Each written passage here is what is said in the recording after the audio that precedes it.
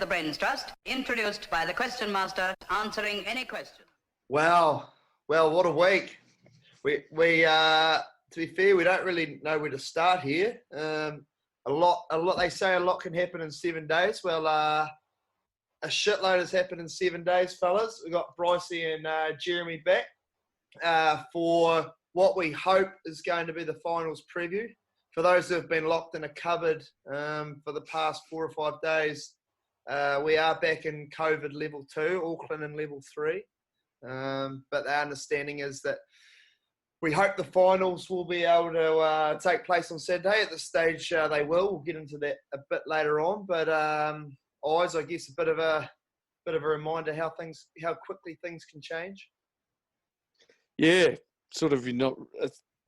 After 3 months without having anything, it goes to the back of your mind that this is even sort of possible. Then you get a notification on your phone at about 9 o'clock on Tuesday night that there's going to be an emergency or an unplanned press conference that it's probably not good. And then, all of a sudden it feels like almost back to square one at points. But, it's been a pretty rapid response, but she's evolving very quickly. Is it what? Brycey, you'll be pretty snug over in the UK, mate. Things trucking all right there, or you're just used to this lockdown? No, London's pretty much back to normal. We have been for a while. The pubs are open, shops are open, movies, all that kind of stuff. We're actually in the middle of a heat wave, mate.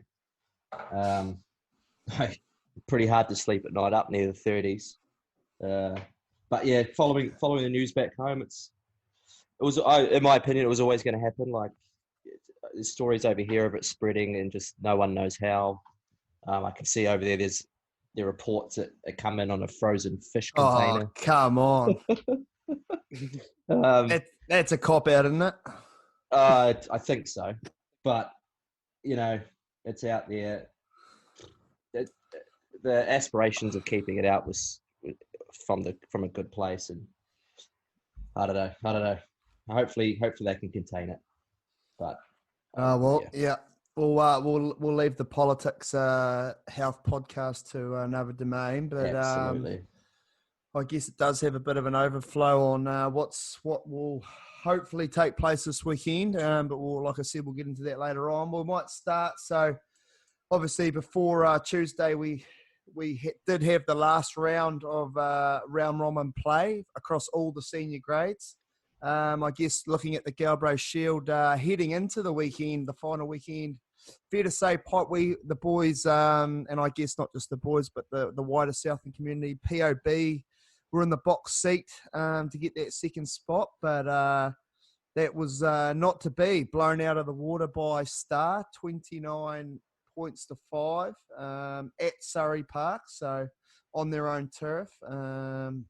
Star, getting the job done. And in the end, due to the closest and barest of margins, got in over the Marist boys. You couldn't really have scripted it, to be fair. We'll get into a little bit more of the detail in a minute, but Marist going down to Woodlands in the 83rd minute, 29-28, thanks to a Marty McKenzie 50-metre slap in off the upright. And fair to say, if that kick had hit the upright and bounced in, it would have been Marist versus Woodlands, but wasn't to be from a Marist perspective. Kick went over and Stark got in. The calculation to determine second place was 3 teams were all on 27. It then came down to flag points, so not points differential, as was widely thought on Saturday night. So flag points between the 3 teams across the 6 games played, if that makes sense. I know that's a mouthful, but it ended up Star 13, Marist 11, POB 9. So Star got the chocolates. Well, the chocolates to get into the final. So big congratulations to them. Pretty good effort to put POB away. But thoughts, eyes. We'll start with you, mate. You're obviously in the action on Saturday at Miller Street. Pretty heartbreaking from a Marist perspective, but from a competition perspective, I guess it was pretty dramatic stuff. Yeah, I mean, you probably, sort of drawing up the competition at the start of the year with a condensed one like that, that's the ideal situation you want running home.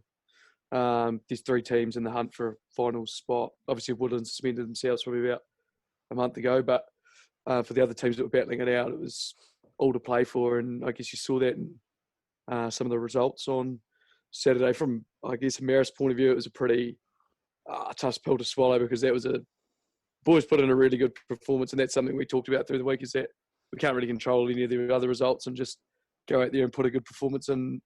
And it probably was close to our best one of the year, but to lose in fashion like that was pretty. It was quite a low moment. But I was off during the whole second half, and I was going around checking with Greg Fitzgibbon on some scores from the other grounds, trying to work out. And with about, I think when we had the ball with, I don't know, whatever, 3 minutes to go, or a minute to go, we were in the final, and then we were in, and then 2 minutes later we weren't. So yeah, no. Yeah. But the boys, fair to say, the boys ended the season well, both on Saturday night and Sunday. Yeah, no, it was a good couple of days. It was some just for the boys getting around each other and just basically talking a lot of shit. So it was a really good couple of days, but pretty sad reality on Monday, wasn't it? Bryce, are you tuned into the action? Yeah, mate. I thought it was a fucking good advertisement for the new format. Having it come down to that last round and having a straight final. I think with only 6 teams, it's pretty unnecessary to have semi-finals. You play usually between 10 and 15 games. To only have 2 teams miss out, it's pretty pointless. So I think, although you guys got the short end of the stick, I think it's still good for the competition. I just want your thoughts actually on, are you happy with the flag points being the separator? Because I know POB, if you're looking at it from their perspective, had more wins than you and Star. Bonus points are part of the game. I have no thought either way. Just interested on your take on it. To be fair, we were under the assumption that a 3-way tie was points differential, but we were incorrect on that one. So personally, I think that if it was 3 teams on a tie, you should be points differential. Obviously, Star still would have gone through. I think it was by 2 or 3 that 3 they points. might have got 3 points. Yeah. So obviously, it wouldn't have changed it. But I think 3 teams, especially when you've all beaten each other, I think it's a pretty unique situation. Flag points rather than going on points differential rather than flag points. Obviously, like I said, in this case, it would have been the same result, but I think points differential. But 2 teams, you play each other twice. I think, whoever won those games, then go to flag points is probably fair enough. Well, what's points diff actually used for then? Like, does it break any ties? Because that's a good point, because there's no point keeping it, to be fair, is there? No, not at all. Because if it's not going to break anything, then it's basically a useless stat. I mean, it's quite interesting. Like, it didn't happen in the weekend. It could have happened, I suppose, in Star Pod. Like if Geordie or the Star captain didn't know that, and they kicked the ball out instead of going for that last try to get that extra flag point, that could have been a huge difference. Like, did all the clubs know that was how teams went through? My assumption would be no. There's probably 1 or 2 people that probably had reviewed the rules. In a 2-way tie, we knew it was flag points. I didn't 3-way. I don't think it really factored into anyone's calculations. No. Yeah. Oh well, it didn't play out like that. So maybe something to think about in the future.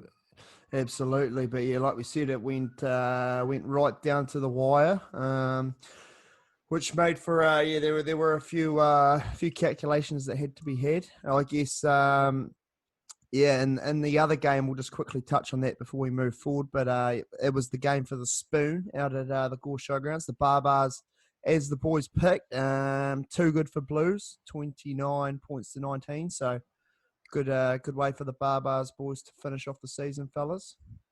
Yeah, I did tip Blues, but I'm glad I was wrong, because I felt like Barbars definitely didn't deserve the spoon if they'd lost. With how competitive they've been, how many players they lost, especially experienced players, and then Blues obviously have had their troubles with player numbers. So it felt fitting that Barbars won. And also an interesting stat that I looked at on the table. We talked about this off before eyes. We often talk about the Barbar style of attack, quite defensive, and we also pump up Jay, Greg, and Isaac and how good they are in attack. So Barbar's scored only like nine points less than POB all year. So their attack hasn't been that bad. It was actually a cracking game of footy on the kind of what you want in a game that doesn't mean a lot is that both teams keep it alive. I think both teams inside halves actually tapped and went more times than they kicked it, and it just kept the game flowing. So it was fucking good. And I want to just shout out Lockie McCall, actually. I saw him a couple of times covering tackles and covering kicks where he had no place to be. So, it was a good effort from the Barbars boys and the Blues boys, especially after that default to come back with a pretty strong finish. So, yeah, good on them. Sure. So, so he gives Blues the spoon after winning the 2019 Galbraith Shield. Barbars in fifth. POB finishing fourth. Mariston third. And obviously, Star and Woodlands will hopefully slug it out, which we'll get into a bit later. Right, we'll go into the Ack Soper because there were still 3 teams alive before last Saturday. Edendale and Tiana were fighting it out to try and have a crack at Midlands this week in the final. Edendale had a home game against Midlands, but unfortunately for them, didn't get the job done. Midlands 36-20 winners. Now, I understand, Oz, you had you were provided with a lengthy post-match report of this game. Yes, Anthony Nola gave me, our roving reporter, Anthony Nola, gave me a bit of a rundown. Well, a bit of a rundown. It's a decent rundown. But yeah, I understand there was a red card pretty early to Jeremy McLeod. I didn't see on the video much, but I think it was about 15 minutes in, so that doesn't really help things. It looked like the Midlands forward pack did a pretty good job. Now, I was shocked to see how bad the conditions were. Like it looked like a borderline mud bath out there, so that doesn't really suit the Edendale style. But I actually, to be fair, I've only watched the video highlights, but it looked pretty. There's some pretty good, decent tries. Sam Brame scored a good one. Where he's got his almost got his Wowser out, so that's pretty good. And they look pretty good footy played in some pretty tough conditions. Yeah, that was the only Ack Soper game put up, wasn't it? So I ended up watching most of it. That's how much I've got to at the moment. But Jeez, you're a busy man. Yeah, I don't actually. That red card, like you said, couldn't see much. But I don't think it made too much of a difference. It looked like Midlands beat the shit out of them up front. A lot of their tries started with pick and goes or one off the ruck. And if Jeremy's a good player, but if he was on, he can't stop that. He can't stop them around the corner. So I still think Midlands get the win by 16. Probably not. But it was a good game. It was a good game. I know Midlands will be hard to stop this weekend after Tiano got upset. Absolutely. So we'll get to Tiana. So obviously Edendale not picking up a point. That meant Tiana, who headed to Waikaka to take on the bottom of the table Waikaka. Pretty simple equation. They thought probably for the game they had to win.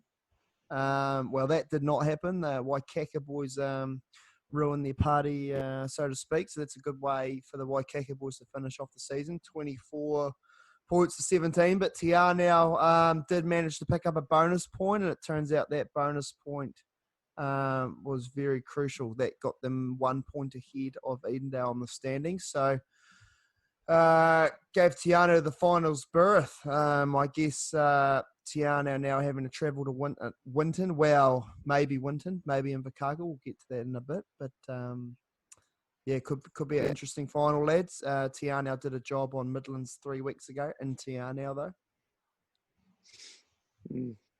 That result sort of typifies this competition, doesn't it? The Waikaka tipping up Tiana when this team's got everything to play for, team's got nothing to play for. It doesn't really matter. Teams just seem to get up, especially at home. So great effort from the Waikaka boys getting the second win, and actually weren't too far off finishing fifth. So. Yeah, I reckon they're probably barred up about getting sprayed about their kit. They'll come out firing. Yeah, they won't. I heard Was anyone getting a kickback on that? No.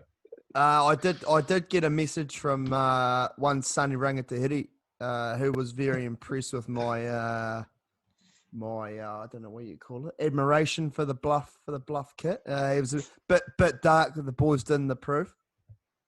Oh, I think you're pandering there a wee bit, but Yeah. Did you say Edendale was your favourite kit? Me? nah, he said Second Midlands, didn't he? favourite. Yeah, Midlands. No, I had Midlands, mate. Midlands, red and black. Red and black. Nah, very good. Right, and I guess just quickly, the last game in that grade was Wyndham against Riversdale. Obviously didn't have any meaning in terms of the points table, but Wyndham got it done at home, 26-17. So they finished the season in fourth. Waikika get the spoon, 15. Riversdale, 18. Wyndham with that win, jump back up to fourth.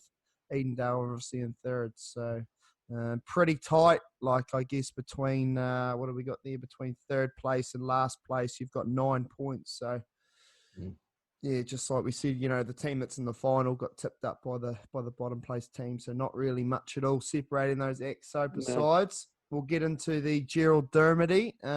Again, there was 3 teams in the hunt here. We had Pioneer, Tokanui, and Waikiwi all fighting it out.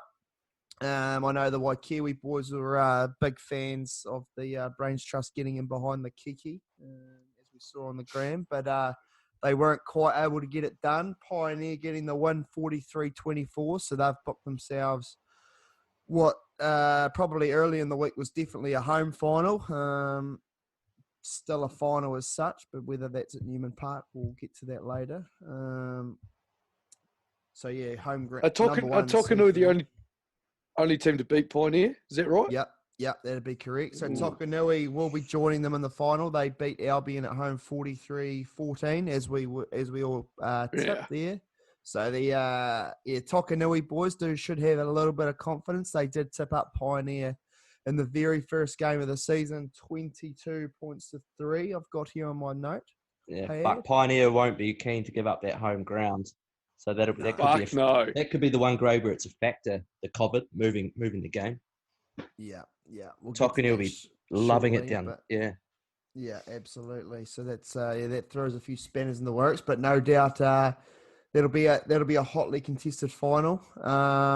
And just quickly on the Gerald Dermody, so that obviously meant Pioneer first place on 34, Tokanui 29, Mosburn, who were obviously out of the running last week, they headed up to Queenstown and got the job done. The boys got the job done on the field, 45-17 over the Wanderers. So good win for them in Queenstown. Any reports, eyes, if the Mozzie Stags kicked on in Queenstown afterwards? Yeah, I think it was a Saturday-Sunday go up in Queenstown. So I understand they did a pretty good job of themselves. And that 1:45 kickoff really, I guess, really suited which will pay dividends. But yeah, really sort of accelerated things on that Saturday. So there'd be few pretty sore heads after that weekend up there. Absolutely. So that's a good one for the Mozzie boys. And that win actually, according to the Rugby Southland points table, sneaks them ahead of Waikiwi on points differential. So this is obviously where the points differentials come in. Yeah. With plus 63. So they finish in third. Waikiwi on 24 flag points with a differential of plus 30. So they finish in fourth. Albion and Wakatipu well back. Albion on 8, and tough season for the Wanderers. 8 games, 8 losses, 0 points for them. So not even a bonus point. So tough season for the Wakatipu lads. Hopefully they'll be back bigger and better next year. I did say, I'm not sure if I've mentioned this in a previous podcast, but I think due to COVID, they lost out on 15 players from coming in to the country and guys having to go up. So I think in a normal year, they would have given a better account for themselves. And I think they usually do. So for them to actually stick at it, it's a pretty fair crack. Yeah, fair this is outside our niche, but does anyone know how that Wakatipu ones are going in that Central Otago Cup? They're in the semis. Oh, yeah? Nice. They're playing Cromwell, I believe. Is that this weekend? Yeah, and it is going ahead. And Airtown are playing Upper Clutha. Full crowd? No, I think they're just running the Hundy, but I'd hate to see how it's being policed. That'd I be think it quite. might be. That'd be quite cool if, since those tourists aren't here playing for Wakatipu ones, a lot of those the Wanderers usuals are playing upper grade. That'd be good for them. Yeah. Yeah, absolutely. Rightio. So that's pretty much our wrap of of the round robin for the Galbraith Shield, Ack Soper Shield, and Gerald Dermody. We'll do a bit of a wrap up next week once we get through our finals weekend. But we thought we'd look ahead because it's always good to look ahead. Obviously, we have our lower grades also have their finals this weekend, so plenty to look forward to for some of the smaller clubs or the teams that are fighting it out in, I guess, lower grades. So if we'll start off, we might start off we'll just quickly go through the C's. I know that there's always a few comments on the Rugby Southland Facebook asking why the President's grades don't get any coverage. Unsure why they don't get any coverage, but anyway, we'll give them some coverage. In the President's Cup, we've got Wyndham taking on Waikaya. Fair to say, as we saw the Waikaya team turn out at Marist a few weeks ago, and they're probably slightly above what you call a President's team, but That's slick. That's slick. yeah, they're nice. They've got guys who they're played nice Premier watch. footy last year. Yeah. Well, actually, this year wasn't it? Oh, this year, yeah, against We got Big Bill. Fair to say, Bill. we've seen the one Scott McKee and Bill Christie front up for Waikaya against the Hawaiian Delights on the Saturday. 4 days later, Fucking hell. 4 days later, they're slogging it out at Woodlands against someone like Joe Walsh, who plays for the Auckland Blues. So, How does Bill get on? Because there's no pushing in those scrums. Like, I can't imagine Bill would particularly enjoy those really static set pieces. He's at 12. Fuck, he might be actually. there's a rotation policy going on there. But yeah, interesting stuff there. We think the Waikaya boys, they're having to travel down to Wyndham though. Is travel going to take it out of them? A few beers on the way down, maybe. Does that mean Wyndham qualified number one? So they must have beaten Waikaya already, have they? I understand they played last week. Actually, we might just have to check that on the results. But I mean, if Scott McKee and Bill Christie played, then yes, Waikaya. I can confirm they did play on Saturday, and Wyndham got the chocolates, 15 points to 12. And Wyndham Prems they're gone, so it wouldn't surprise me if they do a bit of stacking themselves. Yeah. So what You fuck! This is a tough game. I'm going to go Waikaya as well. Yeah, same. Like they're still fucking good players. They shouldn't be playing. They shouldn't be playing people close to 50 years old. Yeah. Go on, Waikaya. So yeah, whether that game goes ahead at Wyndham, we haven't had any confirmed reports, but you would hope that the Wyndham Rugby Club will be able to manage 100 people. For people who have been living under a rock, Southland and the rest of New Zealand, apart from Auckland, are in COVID level 2, which means gatherings of 100 people or more are forbidden. So I know Bob Cullen's phone was going off like a NASA rocket on Wednesday morning. The poor bloke getting bombarded with questions he probably had no answers to. So I know there's been a couple of Zoom meetings take place, one on Wednesday night and one on Thursday night, to get some sort of idea around how, and where and when the finals will take place. We'll get to the higher grades shortly, but I guess for a grade like the Presidents, it's probably, I guess, a matter of either they have it at the Wyndham Club or they probably don't have it at all. Fair to say, fellas? Oh yeah, I imagine they'll have it. They'll just keep it out there, or not out of sight, out of mind. But fuck, I don't know if there'll be too many dramas with keeping it out there. 100 people. Go on. So yeah, Just getting them to stay in their cars. If you can pull up and watch, can't you? Oh, exactly. Oh, mate. absolutely. You got to get creative with these things, don't you? Yeah. 100 people does include players, officials, and management. So yeah, we'll see. We'll see how that one goes, and if we get any update, we'll chuck it on the gram. Right, we'll go to the women's final. We did have a wee comment come through on the gram last week asking why there wasn't a women's write-up. Bryce, any thoughts around that, mate? Jeez, mate, that's a fucking hospital pass. No, look, the women's grade, super important. I did listen to that review pod, and I pumped the Gore pathways up big time in that women's grade. Pioneer and Albion having that's teams. huge. Look, we were waiting for this week, ladies. We knew it was going to be a Marist Blues final. And I think Blues are probably judging on results. I haven't seen too many clips of the games. I think Blues will get a bit of revenge for last year. So I'm tipping Blues there. Yeah. Just a bit of background. Since they've started back up playing women's club rugby since 2017, Blues have only lost one game, and that was against Marist in the 2019 final. The Marist ladies got it done on that day last year. I was actually there myself, and it was about minus 10 degrees. The Marist ladies got stuck in. So Blues had a good win, or had two good wins over Marist so far this season. So fair to say they're hot favourites at the TAB. But that won't stop the Marist women from trying to go back-to-back. I understand this game is going to be live streamed on the Rugby Southland Facebook page from Rugby Park. So this is a Rugby Park fixture. Kickoff was meant to be 12:30, but that could be pushed back depending on whether there may be another final, which we'll get to shortly on Rugby Park, which we might not be able to confirm by the time we get off here. But what are you thinking, mate? Oh, look, I'll take, as much as it pains me, I will take Blues. It's a redemption factor, unfortunately. Blues unders. I don't mind copying a bit of heat if Marist win, to be honest. So feel free. It's win-win, isn't it? Yeah. Yeah. I think you've got to, if you're logical about it, I guess form suggests that Blues ladies will get it done. So speaking to a Marist Premier players partner who does play for the Blues women's team, she suggested that the Blues ladies are fired up for this fixture, she tells me. So give me Blues 12 and under, mate. But I'm sure the Marist women will make it a hell of a game. Right, we'll move on. We have two Division 2 finals to look at. Firstly, we've got the Life Members Trophy. Collegiate, who have had a stellar season in the Life Members Division 2 grade.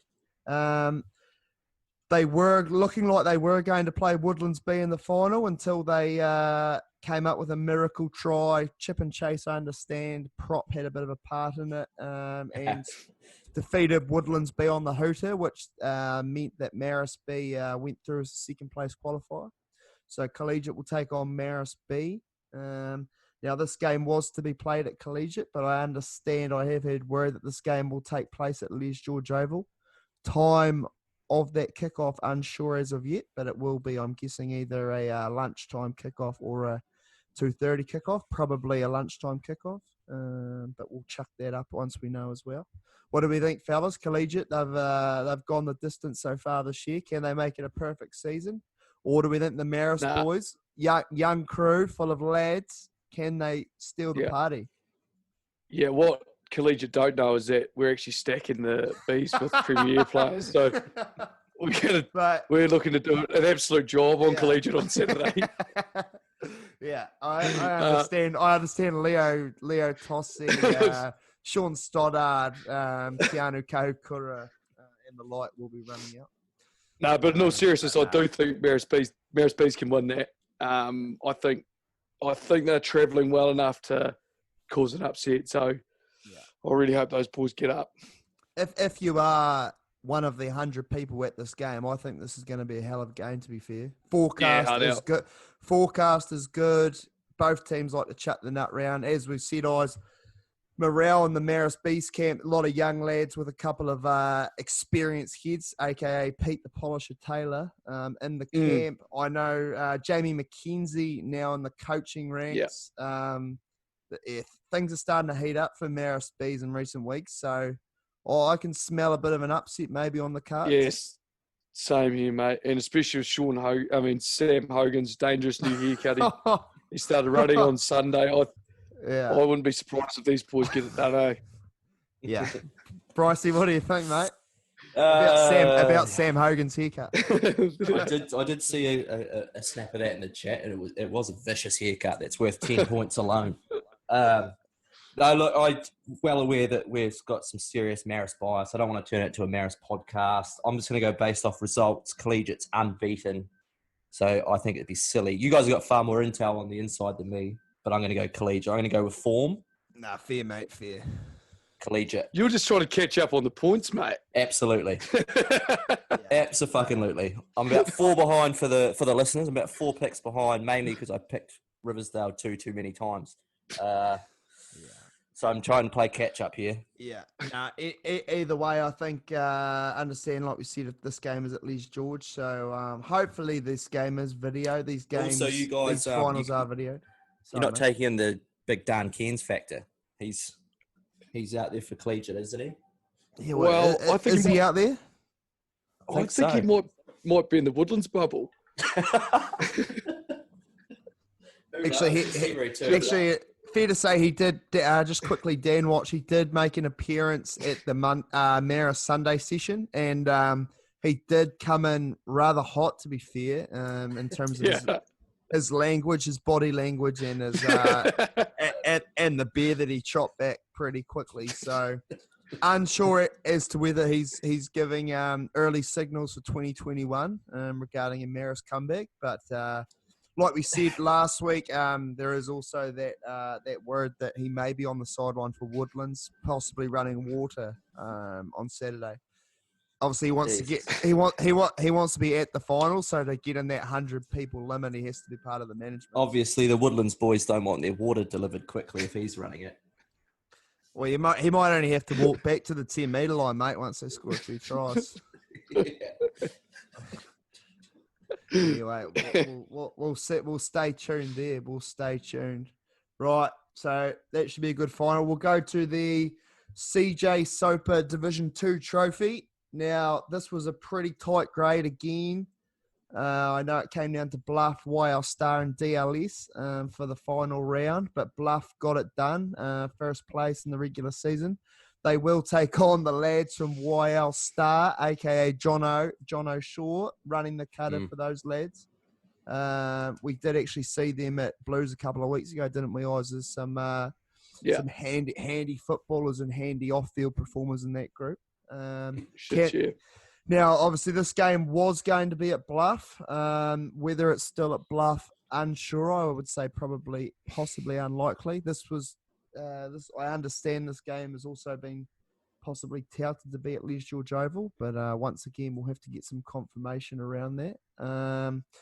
The Bluff get it done, fellas, led by Sonny and the Capini boys, or do you think Jono will steer the YL boys home? Look, I don't actually know too much about these two teams in terms of where their strengths are. Can you boys help me out there? Is one team got a better backline than the other now that the game's shifted onto the hard deck of Les George? I think they've both got decent forward packs. Right. And Bluff are playing in a bit of a bog at the moment, I understand. Well, that was a mail I got from John O'Shaw when they played down there. So yeah, right. I'd be purely speculating if I chucked out. Fair. What we can say is the forecast is very good for Saturday, so expect a dry ball, especially on the Les George. I know that the Bluff boys do possess a few former Premier players, a.k.a. Sonny, Shannon Carpini, Ra Carpini, possibly a couple of other boys as well. I know Junior, who plays a bit of league, he plays for them.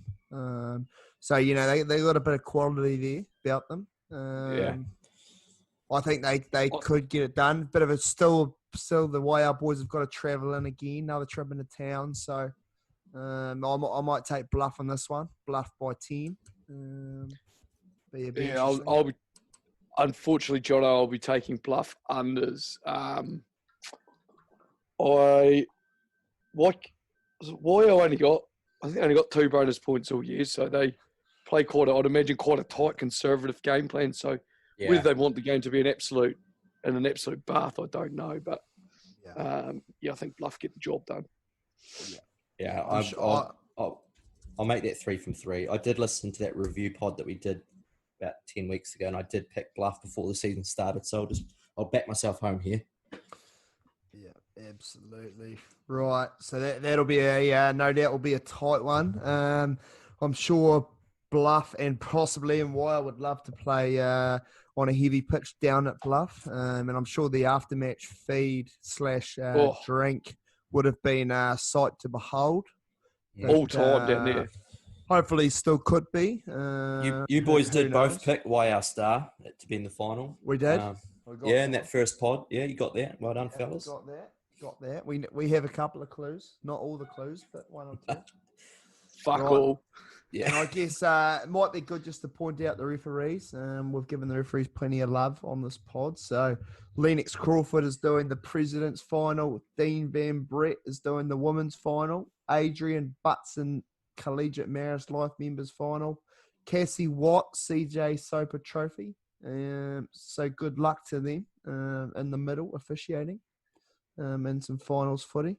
Right, we'll get to the big three finals. Now, the Gerald Dermody Shield, we have Pioneer against Tokanui, as we said before. Now, with this game, we've actually got no idea in terms of where this is going to be played, when. Actually, You have to keep it in Gore, don't you? just saw just on another note, Wyndham have just put up a post that they will be playing at Wyndham, but there will be no spectators at the ground. The game will be videoed and posted online. There will be a police presence. So you've heard it here first. The Wyndham Bees, provided we're in level 2, are a go for their President's Final. So Waikaya can get the bus ready. They will be coming down, but they won't be able to bring any spectators. So that could be highly interesting. You heard it here first, but we do take probably 12 hours to post this pod after this recording session. How many arrests do you reckon? I reckon there's multiple arrests, people trying to get into the ground. Yeah, it's probably one of the finals of the round. Fuck, I'm tempted to head out myself. Get the camo gear on and fucking try and sneak in somehow. Yeah, I think you've got to park up before, like, early in the morning before anyone gets there. I've got a couple of hedges there you could sort of post up in. Right, actually, Even that geez, scoreboard at the end. I've actually got some more oil here while we're running with oil. This was posted on this is live, mate. This is live. We might have to go live. we might have to go live with this pod. Tokanui Rugby Club have just posted 22 minutes ago that they have been discussing circumstances. They are currently agreed to play the game Friday, the 14th of August, 8 p.m. at Les George Oval with COVID restrictions. So you have heard it here first. The game will be recorded and played back via streaming on Facebook by Rugby Southland after the game, due to the limited mobile coverage at Already Park. God damn the limited mobile coverage at Already Park. Why wouldn't they just play at Rugby Park? Where there is. Oh, that's too coverage. logical. That's too logical, Jeremy. Pull your head in, mate. There may be the possibility we may be able to find some more oil before this pod ends, but that may mean there may be a Friday night game at Rugby Park. But stay tuned. That post kind of reads like we've agreed with Pioneer. I don't think Pioneer is happy about that, surely. No, if you were where's the shorter trip? Gore Showgrounds could have been on the cards, but Tokanui's got to be a shorter trip, surely, or debatable. Oh yeah, probably is. I don't think they care how far they have to travel, as long as they're not at Newman Park. They'll be fucking, or Gore Show. They'll be over the moon. Okay, all right. So if you're wanting to actually, you can't head out. So I was going to say if you want to head out, but don't bother. If you want to tune in on Facebook on either late Friday night or Saturday morning, the Pioneer Tokanui game will be available. So Jason McMath is down to referee this one with Kirk Ray and Mike Newman on the touch. What do we think, fellas? Does a Friday night 8 p.m. kickoff, so late kickoff, does that swing the game in Tokanui's favour? That's the question. I don't know if it swings it in their favour, but it fucking evens it up. Yeah, definitely. I think that's huge, to be fair. So do I. When do you reckon the last time either of these teams played a night game? Have they played one this year? Well, there's no duck shooting. It's the usual. No. It's the usual go-to. I don't think No. they played one. No midweek games in the Gerald Dermody. So Fuck, I reckon this is a real coin flip now. I know. yeah. No matter what anyone says, those night games are so hard to prep for if you're just an amateur player. Like, you work all day, your eating's fucked. You're punching darts. Like, it's tough. And that's if you live in town. No, it's not coming from fucking Gore and Tokanui. I'm gonna go Tok unders because I reckon Pioneer will spend the next few days fuming. They'll get distracted. Yeah. Oh. Mate, that's fair. That's fair play. Eyes, what are you thinking, mate? This is huge. Huge developments on the Brains Trust. This pod might have to go out tonight. Yeah, I'm going Tokanui as well, Bryce. I'm coming with you. Yeah, let's get on the top train. Yeah, they're the only team to Oh. beat them. Even though Pioneer have been dealing to teams, give me Tok. Me and you picked Tokanui Mossburn final. Scott, I can confirm pre-season you picked Pioneer. I knew something, mate. I knew something. So, yeah, what I'm saying is don't fucking get off them now. You're not wrong because I'm not going to get off them. I think I'm going to stick with the Hayden Michaels factor, the 18-year-old protege out of Gore High. I think it will affect them a little bit, but I think there'll be enough in the Pioneer tank. They'll be playing on the George. It's always a pleasure to play on the George. It could just get them home. 8 o'clock kickoff, so we won't know the result until 10 o'clock tomorrow, until on Friday night. Give me Pioneer unders. Hell of a game on the cards, though. Friday forecast is good. Should have loved to go out. Oh, how good would it be to sit in the car? Yeah, they should fucking leave that open. Just sit in your car. Just quickly, let's not get political, but 100 people, surely you can sit in your car and don't get out of your car and watch. Still have a police present. If anyone opens their door or winds their window down, you slap them with a wee fine. But if they don't, then you're not spreading shit. Like, fucking hell. Fuck no. It'd be a great Friday night park up and watch those two teams get Les George is tailor-made for car viewing too. Yeah. Oh, yeah, absolutely. Absolutely. Rightio. So we'll just see if we can dig into. Haven't seen anything on the Midlands or Te Anau book page as of yet, but we'll stay tuned. We'll get into that final. I understand this final will be played at Rugby Park.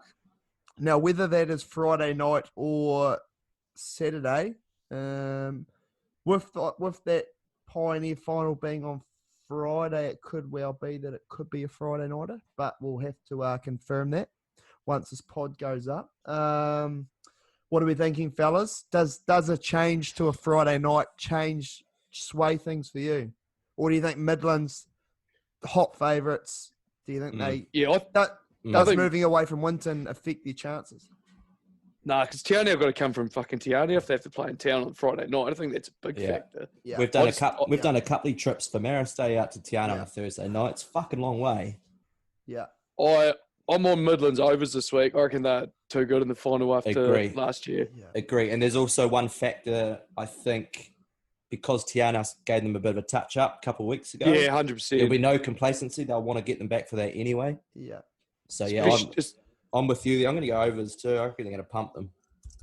Yeah. Especially the way they played against Edendale last week, like treated it like a semi-final and actually they were already in the final, weren't they? And they were super and they actually played so fuck yeah, I reckon they're too good. I don't care if it's Friday night or Saturday Arvo still, they'll be too good, I think.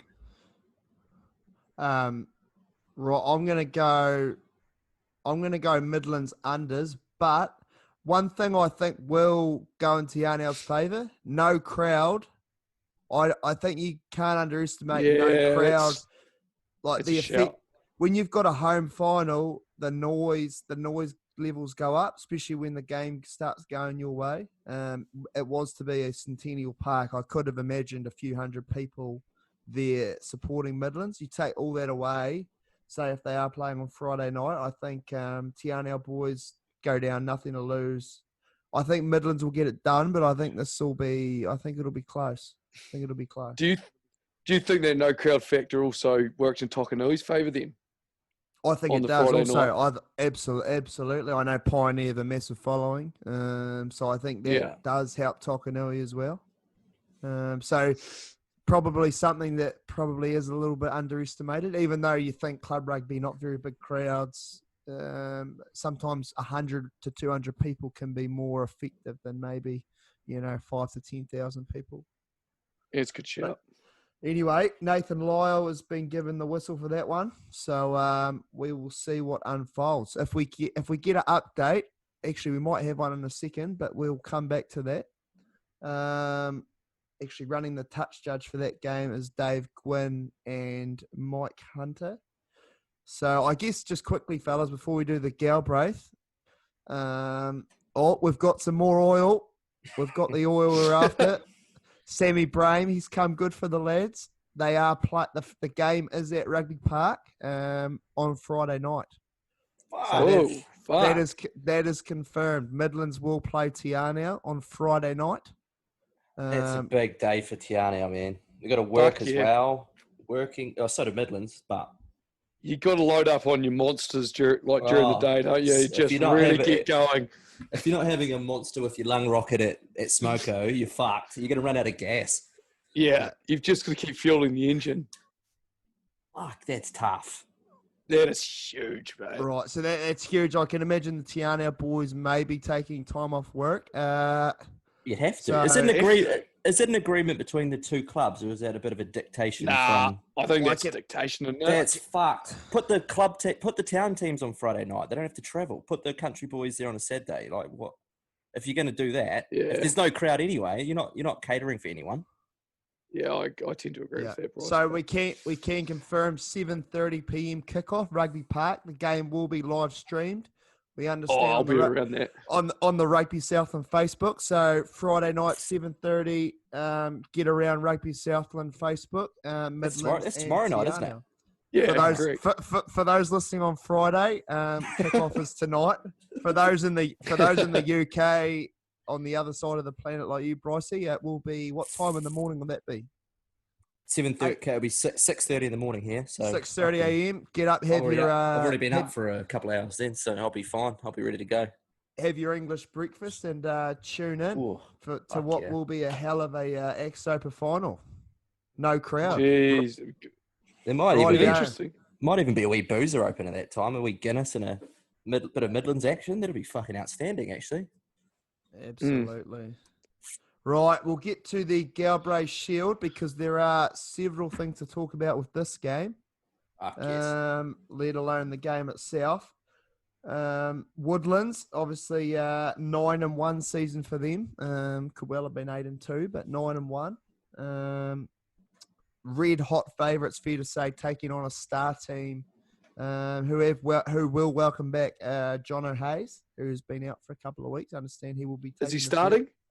That's the oil. That's the oil. He's been, fair to say, obviously Steg's training. He is the Steg's trainer, but he's been keeping his cards pretty close to his chest. But I understand he will be playing. Now we understand this game will be Saturday afternoon kickoff with no crowd, but will be live streamed on the Rugby Southland Facebook page, along with the women's game. So forecast is good for Saturday. Woodlands welcoming back Saucy Tuamavavi. Congratulations, mate. He's a new father. Pup's first grandchild. So God bless. Also, Josh Morby back from concussion, and Ray Nu'u, who was away last weekend. So a couple of not bad ends, yeah. Yeah, a couple of handy additions for the Woodlands lads, with no other injuries really to speak of. I guess from a star perspective, the big talking point eyes, you've watched the footage. Jordan Stewart was given his marching orders by referee Jason McMahon. Was a red card, and we understand that he has received a 4-week ban. Now, as we're recording this pod, we understand Star are going through the appeal process to try and get him on the field for Saturday. You're not going to step that down to no weeks, though. 4 weeks to none's pretty tough, isn't it? Like, you might have got 2 to none, but yeah. Yeah, so any quick thoughts around that, fellas? Like, eyes, you've seen obviously what footage we could see. Did it deserve 4 weeks? And I guess, should Geordie, from your point of view, be playing in the final? Should he be able to Oh, play? I'll say it straight up now. He should 100% be playing in the final. Yeah. From what I saw, and it's, to be fair, limited footage, it didn't look like he started either of those altercations. And he didn't even get yellowed for the first one. So, for me, no, there's absolutely no way he shouldn't miss the final. In 4 weeks, I don't know what the charge is. And I guess without knowing the charge, I'm sort of speculating. But, I think he's been... That's what we do on the Well, Brains Trust, mate. We speculate. Yeah. Well, I think it's a bit of a joke, to be perfectly frank. Same. That he's not playing. And at the stage of the game, they'd won the game comfortably, and he's clever enough. He's the captain. He knows if I do something stupid here, I could miss the big dance. So if they'd made it, and his reaction eyes, I don't know if you saw it when. Yeah. Because you can't actually see the incident on the camera, so I'm not going to pretend I can see what Jason could see, but the reaction that Geordie had after he got his red card, you can't fake that, I don't think. And he was genuinely dumbfounded. And I don't want to go on about it, but the same with Jeremy McLeod red card. I don't know, like international referees, the best referees in the game, never give a red card on what they see. They've got the advantage of having multiple angles, and they still deliberate for so long. I don't know if we should be just dishing out red cards off the ball. Because you can't hit. You can watch Jason. He's looking at the ruck, looking back, looking at the ruck. You can't see everything. And then the Jeremy McLeod one, Dermody the same, was looking at the ruck where the ball was, and then trying to look off the ball and just making a call. Jason didn't even. That's what you need. You need help from your touchies there. Yeah, but the thing is, the touch judge was Hunter Jennings, who's like year 11 at Boys High. Very clever kid. Great kid. You shouldn't be putting pressure on him to make. He loves the Stags. He's a big rugby fan. He'll just be happy to be there watching some of the guys he watch on TV play. You can't then go over to him and say, like, what should I be red carding these guys? Like, he's 15. Yeah, I know you. Yeah, but there's so much repercussion. Like, if Edendale had won, like Jeremy McLeod doesn't play this week either. And I again can't see what. Dermody could see there, and Ants is biased, but he said it was pretty harsh. Yeah. And that's one of the rules that they're reviewing in Super Rugby right now, isn't it? Like, they know that it's too harsh, and we've got, at the amateur level, we're just dishing them out, and it's tough. It's tough without... I think it does tarnish the final a little bit. Especially Star are already up against it. To lose their captain and arguably their best player, it's going to be tough, and their mindset will be pretty fucked. You want to have a good prep leading in, but it's been disrupted. I don't know. Well, the thing is, you're still going through the appeals process right now. So, like, you're less than 48 hours from the game. Like, great. And if you're the guy that has to replace Geordie, you're training in the captain's run, not knowing whether you're going to be there or not, if they're successful. I think it'd be a big move. So, I mean, at least I've got someone. It's pretty hard to replace what Geordie brings for that team. But I completely agree about the severity of red cards in general. I understand some actions are 100% red worthy. Yeah. I don't know how to change that. Whether you can only give red cards for stuff that happens on the ball, but then you get fuckwits that try and take advantage. Yeah, I know. Start king hitting people off the ball. But I think the touchies probably need a bit more upskilling, I guess. But I don't know. Yeah. It's fucked. I feel awful for Geordie. Yeah, 100%. You don't get to play many Galbraith, so. Yeah. Anyway, rightio. Big debate anyway, but that's what we're all about. We discussed the things that some people might find a little bit hard, but either way, we'll find out tomorrow, or on Friday, whether Geordie is available for the game on Saturday. I guess just one thing to make clear is if Prime Minister Jacinda does come out and say that the rest of the country is going to level 3, then the games will be off. If she comes out and says that we're going back to level 1 in Southland, all games will revert back to original venues and times on Saturday. So that is probably... That announcement's not till 5 p.m. your time, though, right? Yeah, which defeats the purpose when the Ack Soper is kicking off at 7:30. What happens if she says... Pioneer, they'll be on the road. Tiana will be halfway here. Correct. I might cut that out but that's what I was told, but obviously not going to happen. No, leave it in. It's just leave it. It's fucking ridiculous. That's what's going on. It's the madness that we're dealing with. Yeah. I'll be into the. these aren't normal times. But anyway, that's also like a bit of a fucking black mark against Rugby Southland's decision to put the Ack and the country games on the Friday, when the decision from the Prime Minister's being made at 5 o'clock on Friday. Yeah, like, town teams can react quicker. Like fuck. Yeah, and two town. Well, let's call Woodlands a town team, but two town teams playing on Saturday. I'm sure they could have played on Friday night. I understand that Star were reluctant. I've heard this from a source that Star were reluctant to play Friday night and even offered to share the trophy. I understand. So, and interesting. And the Woodlands didn't take them up on that offer. I don't understand from my source that they were overly keen on that idea, which is a bit surprising. Shocking. Thought they would have been all for that, but interesting from the Star management trying to pull one over Woodlands, I guess. You don't know if you don't ask, do you? You might as well. Nah, that's it. Yeah, You're massive underdogs to win. You might as well try and just push the boat out. We'll get to it, fellas. Referee for this one is Sammy Nicholson, Taylor Swan, AR1, Josh Hamill, AR2. We do even have two sub-controllers for this one, Steve Nicholson and Dermot Hughes. So we've got a full house at Rugby Park. We've probably almost hit the 100 with just the referees and the players, to be fair. What do we think, fellas? If Star were to win, it would be probably one of the biggest upsets I could remember, personally, I think. But fair to say, guys, it's Woodlands to lose, really, isn't it? Yeah, I agree. I think, it would take a very, very brave man to tip against Woodlands, but I'm not tipping against them. I just think if Geordie is playing, I think it's a lot closer than probably what the public think. The final is naturally closer anyway.